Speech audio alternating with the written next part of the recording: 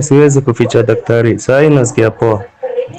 Ilikuwa zamani, saa hii nasikia feel, nasikia hata naenda kazi na natoka kazi hata naingia mzuri.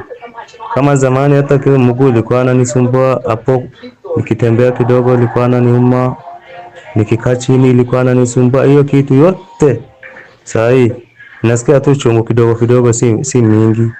Kwa maana hakuna haja nikufiche, niko kuambia tu kweli. Wacha tuone hii dawa nimalize. Mungu anisaidie, aniponeshe, tuone vile itakuwa. Kwa saa hii niko kuendelea mzuri, hakuna hata shida hata kidogo. Nashukuru sana. Kwa hiyo wacha tuone hii dawa mpaka ishe. Naona hii maumivu pia ameanza kunipona. Sina shaka, hata nasikia furaha. Sasa niko na furaha mingi.